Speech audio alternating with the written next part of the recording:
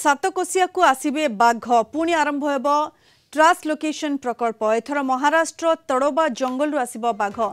translocation पाई मिलिछि NTC रो green signal 5 वर्ष रे पर्यायक्रमे आसिबे 14टी बाघ महाराष्ट्र तड़ोबा जंगल रो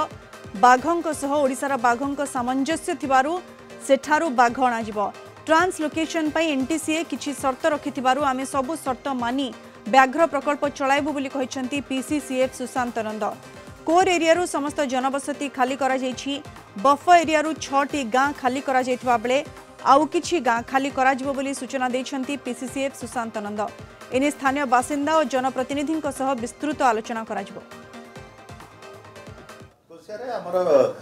जो प्रथम थर पर इंटरस्टेट टाइगर ट्रांसलोकेशन होता से जिते दिज लोकर मृत्यु होता एनटीसी और राज्य सरकार बंद कर देते किंतु खुशी खबर आम प्रपोजालटा देलु कि गाँ से हटि जावापर मेडो या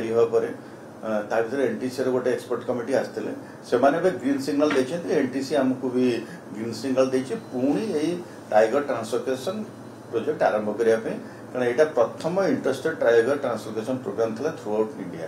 एथिरे किंतु गुड़िया कंडीशन अच्छी लोक प्रतिनिधि को स्टैंडर्ड ऑपरेटिंग प्रोसीजर हिसाब से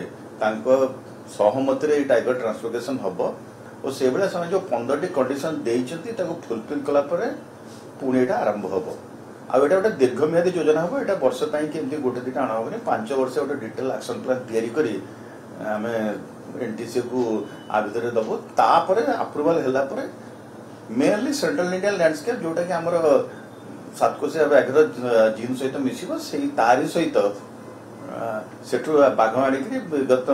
आगामी 4-5 वर्ष भर योजना पुणी कार्यकारी करा आमर जो 5 वर्ष योजना करने चाहूँ जो आसते एनटीसी एक्सपर्ट कमिटी और एनटीसी सहित 5 वर्ष आम भाविचु 10 ରୁ 14-15 बाघ विभिन्न पर्यायर आणिकी छाड़िया